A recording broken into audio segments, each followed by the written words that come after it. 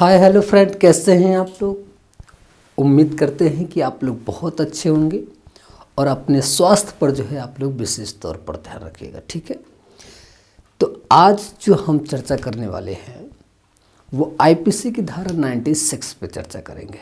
ठीक है, हमने पिछले टाइम पे आपसे बोला था कि अब एक एक धारा पे बात करेंगे। ठीक है, जो इम्पोर्टेंट है, यानी कि जो आपको हमने बताया था कि 97 से लेकर 106 तक यानी 106 तक जो चर्चा करेंगे, तो उस टाइम बहुत सारी बातें आपको बता दिए थे, है ना। तो अब क्या है कि एक ही धारा पे चर्चा करेंगे उसके अंतर्गत। ठीक, चलिए। तो इस पर चर्चा करने से पहले आपसे निवेदन है कि हमारे यूट्यूब चैनल एक लॉ जुडिशरी सक्सेस पर जाकर आप लोग जो है लाइक शेयर एंड सब्सक्राइब करिएगा और बेल आइकन की घंटी दबाना मत भूलिएगा। ठीक है भैया, जिससे कि जो हमारा आने वाला वीडियो हो उसका नोटिफिकेशन आप तक सबसे पहले पहुंच जाए। ठीक है, तो आपको क्या करना होगा, फिर जैसे ही नोटिफिकेशन पहुंचे कॉपी पेन और डायरेक्ट लेके बैठ जाना है। ठीक, तो आपको कैसे पढ़ना है, देखिए जो बातें जिस तरह से हमने बनाया है ना, देखिए जिस तरह से लिखा है और जिस तरह से बनाया है, तो आपको इसी तरीके से आपको कॉपी कर लेना है।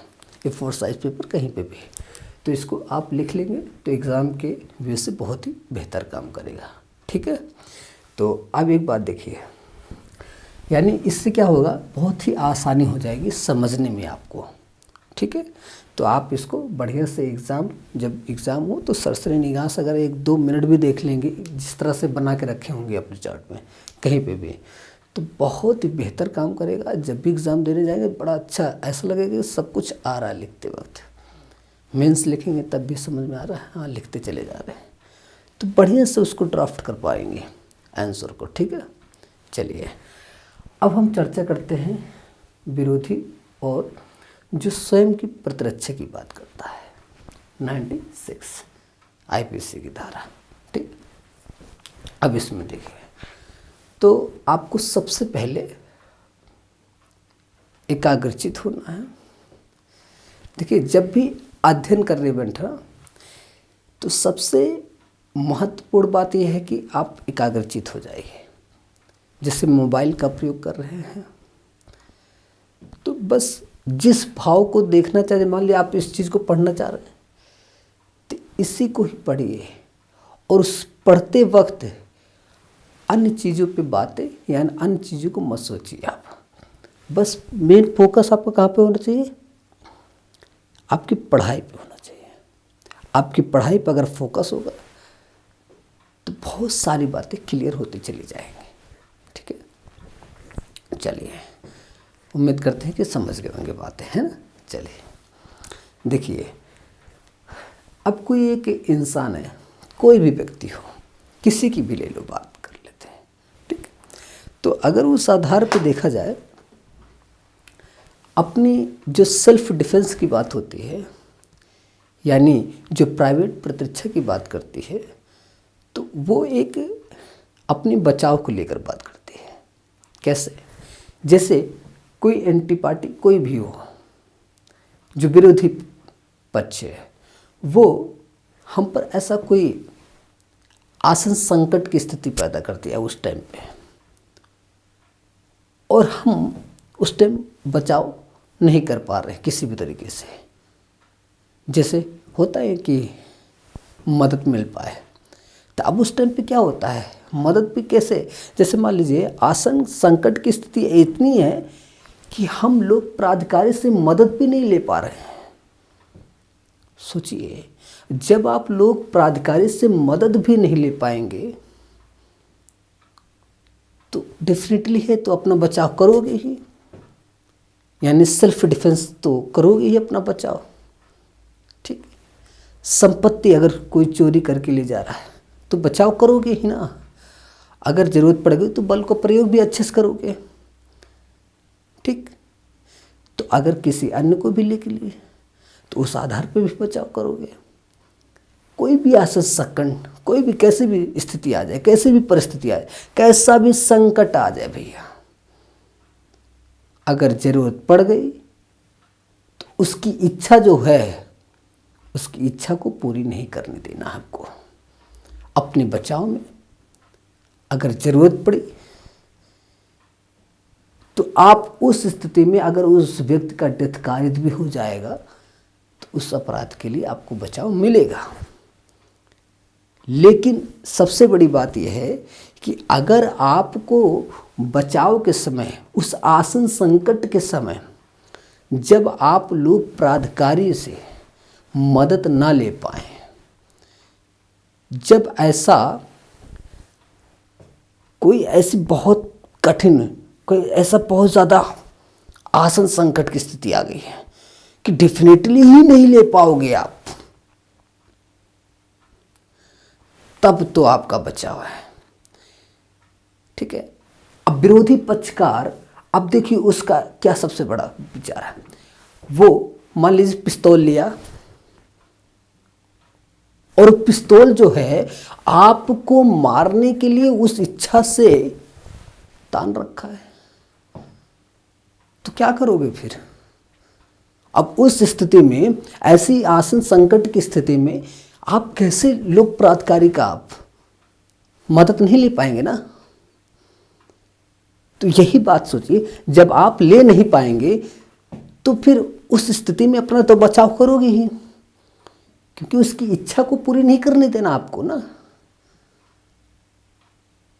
नहीं तो आप खुद ही डेथ कारित कर जाएंगे। अगर वो इच्छा पूरी कर, यानी आपको ही मार देगा गोली, तो क्या करोगे? बचोगे नहीं फिर तो यही 96 कहता है कि अपने बचाव में अगर उस बल प्रयोग के आधार पर अगर डेथ कारित भी हो जाए, उस आसन संकट के आधार पर, तो आपको उस अपराध के लिए आपको बचाव है, वो अपराध नहीं माना जाएगा। ठीक, यही देखिए। अब एक चीज, कभी कभी गाली गलौज कोई व्यक्ति कर देता है, कुछ भी अनाप शनाप गाली गुप्ता करने लगता है, गले है ना, गाली गलौज करता नहीं है व्यक्ति।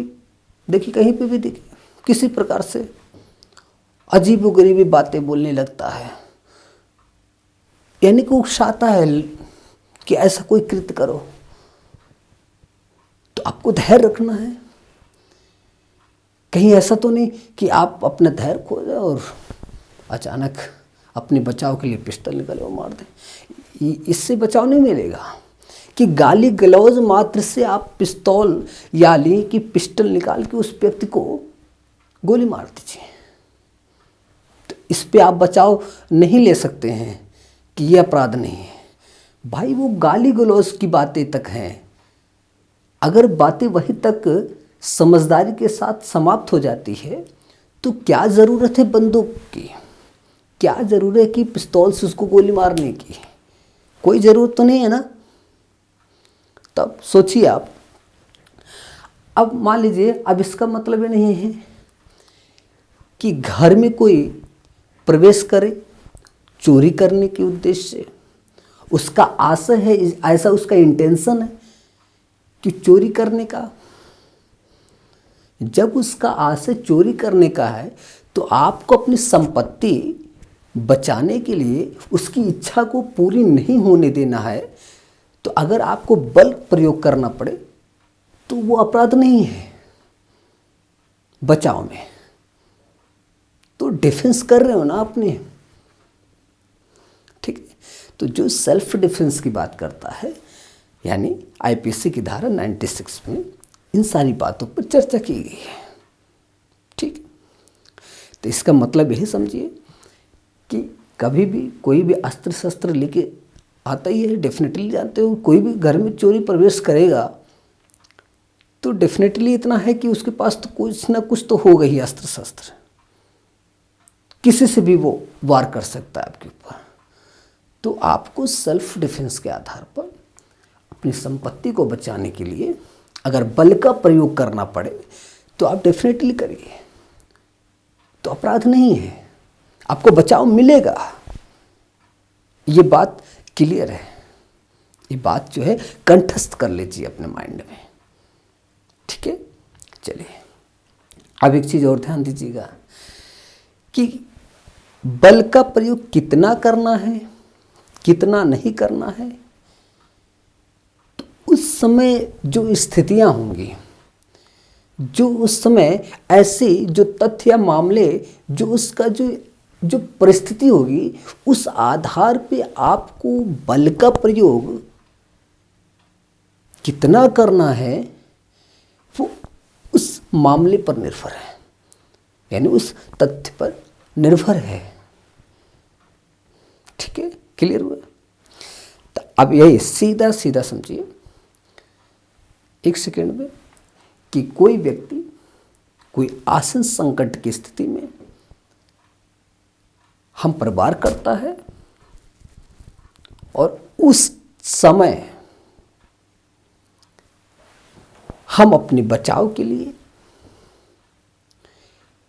हम मदद तो नहीं ले पा रहे लोक प्राधिकारी से, तो अगर डेथ कारित करने तक कि ऐसा बल प्रयोग करना पड़ा तो डेफिनेटली करेंगे। तो इस आधार पर बचाव है अपराध से, यानी कि जो अपराध होगा उससे बचाव मिलेगा, अपराध नहीं माना जाएगा। ठीक, देखिए अब ये जो व्यक्ति है ये विरोधी पार्टी है।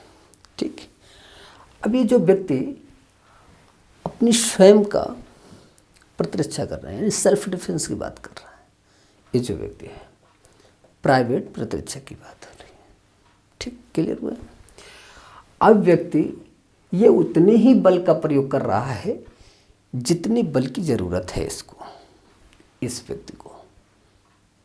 ठीक, अब देखिए के विरुद्ध किसी भी क्षण किसी भी समय ऐसा कोई कृत्य होता है तो आप उतने ही बल का प्रयोग करेंगे जितनी आपको जरूरत है, यानी 90 जो सेक्शन 99 के आधार पर। ठीक है, यानी बल का प्रयोग कर सकते हैं जितना मतलब बल का प्रयोग हो उतने ही करिएगा। ये नहीं है कि गाली गलौज पे आप पिस्तौल निकाले और गोली मार दी। ठीक है, ये बात देखिए क्या हुआ कि रोकने के लिए आवश्यक हो, क्या रोकने के लिए आवश्यक हो है, उस क्षण जिस क्षण ऐसी स्थिति, ऐसे संकट की स्थिति आ गई है, ऐसी जो आसन संकट की स्थिति आई है, उस क्षण अगर रोकने की आवश्यकता हो तो बल का प्रयोग उतना ही करना जितना आवश्यक हो। क्लियर हुए? ठीक, चलिए अब हमने इसमें दिखाया है कि जरूरत ना हो, क्या जरूरत ना, अगर गाली गलौज पे आपको ये नहीं है कि बंदूक निकालना है, जो साधन किसी भी साधन को ले लीजिए, जिस भी साधन के आधार पर गोली मारना चाह रहे हैं, या भाला, तलवार, चाकू, डंडा, कुछ भी, तो गाली गलौज मात्र से आप कोई कृत्य नहीं कर देंगे ना, ये बात तो क्लियर है। तो जरूरत के अनुसार ही आप बल का प्रयोग करेंगे। जहां पे जरूरत नहीं है तो वहां पे आपको बचाव कैसा? ठीक, क्लियर हुआ? देखिए घर में चोरी करने की घुसाया हो तो 99 के आधार पर बल का प्रयोग कर सकता है। इच्छा पूरी नहीं करने देना है उसको। ठीक, क्लियर हुआ? ये बात है। देखो जिस तरह जहाँ लिखा भैया सेम ऐसे ही कॉपी करके लिख लेंगे तो आपका जो सेक्शन यानी जो धारा 96 है वो क्लियर हो जाएगा आपका। ठीक है, चलिए अब देखिए आसन संकट के समय लोक प्राधिकारी की मदद नहीं मिल सकता तो तत्कालीन कार्यवाही आवश्यक हो। तो इसका मतलब समझे, अगर कार्यवाही हो सकती है, तत्कालीन कार्यवाही हो सकती है, अगर आपको मदद मिल सकती है तो इसका मतलब ये नहीं है कि आप जो है अपने बचाव में डेथ कर दोगे किसी का, कि ऐसा बल का प्रयोग करेंगे जिससे वो अपराध है। जब आपको समय है आपके पास, आपको प्राधिकारी यानी जो लोग प्राधिकारी हैं उनकी आप मदद मिल सकती है। ऐसी आवश्यकता, अगर कार्रवाई की आवश्यकता हो सकती है तो आप ऐसा कृत्य क्यों करेंगे अपने बचाव में? तो बल का प्रयोग उतना ही करना है जितनी आवश्यकता हो, उससे ज़्यादा आपको सोचना ही नहीं है। ठीक है, कभी भी लड़ाई झगड़े होते हैं तो धैर्य रखना चाहिए, पेशेंस से काम करना चाहिए। कि आवेग में आकर कोई ऐसा कृत्य कर दीजिए, ये बहुत गलत बात है। जहां तक समझदारी के साथ बात समझ में आ जाए, एक पक्ष दोनों पक्ष बात समझ लीजिए। अगर वहीं समझदारी के साथ वो समाप्त हो जाते हैं मामले, तो मामले को बढ़ाकर या गोली बंदूक भाला चाकू चलाने से क्या फ़ायदा है? कोई फ़ायदा तो मिलने नहीं वाला है इससे। तो इसीलिए जो है धैर्यपूर्वक से पेशेंस के साथ काम करना चाहिए और सबको एक साथ मिल के काम करना चाहिए। छोटी छोटी बातों को लेकर उसको आप इस तरह से क्रिएट मत करिए कि दुश्मनी का रूप हो जाए। भाईचारा बना के रखिए, आपस में रहिए, मिलजुल के रहिए। कितना खुशी होता है जब एक आसपास पड़ोस के व्यक्ति जो है एक संगठित हो जाते हैं, आपके साथ खड़े हो जाते हैं, तो बड़ी खुशी की बात होती है ना। तो इन्हीं सब बातों को ध्यान रखा करिए। कोई भी हो, पेशेंस के साथ काम करिए, धैर्य रखिए। उस आधार पे अपने लोगों के साथ रह सकते हो। छोटी छोटी बातों को लेकर किसी भी साधन से कृत्य नहीं करना, दुश्मनी तो करना ही नहीं है।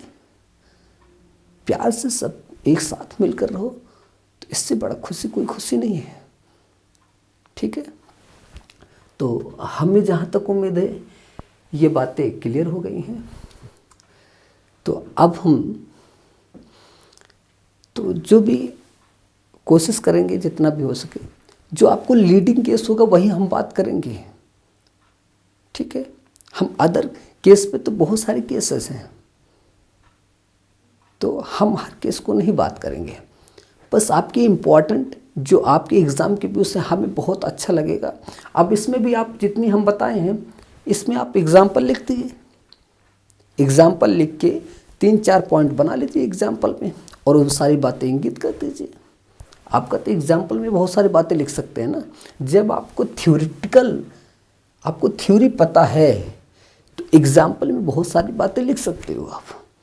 इससे आप ये समझा सकते हैं एग्ज़ामिनर को कि इस एग्ज़ाम्पल के आधार पर कि हम इसके बारे में मुझे अच्छे से पकड़ यानी जानकारी है।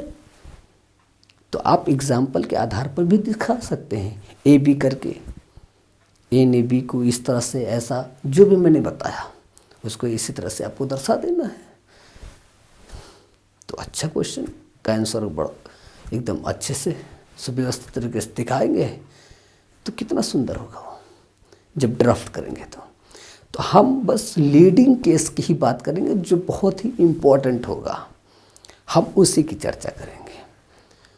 ठीक है, जब हम एग्ज़ाम्पल जब मतलब समाप्त हो जाएगा तो जो इम्पोर्टेंट होंगे केसेस उस पर एक बार चर्चा करेंगे और आपको क्वेश्चन भी बताएंगे अच्छे अच्छे जो एग्ज़ाम यानी कि मेंस के व्यू से, और जो उसके यानी कि प्री के आधार पर भी जितने क्वेश्चन होंगे उस पर भी चर्चा करेंगे। जैसे ये आईपीसी समाप्त हो जाएगा तो हम उन पर चर्चा करेंगे, फिर सीआरपीसी चालू करेंगे, फिर उसके क्वेश्चन को बताएंगे। इसी तरीके से हम चर्चा सब पर करेंगे। ठीक है, तो इसी के साथ आप लोग पढ़िए, मेहनत करिए। आप लोग जो है लाइक शेयर एंड सब्सक्राइब करिए और बेल आइकन की घंटी दबाना मत भूलिएगा। ठीक है भैया, तो इसी के साथ चलते हैं। जय हिंद, जय भारत।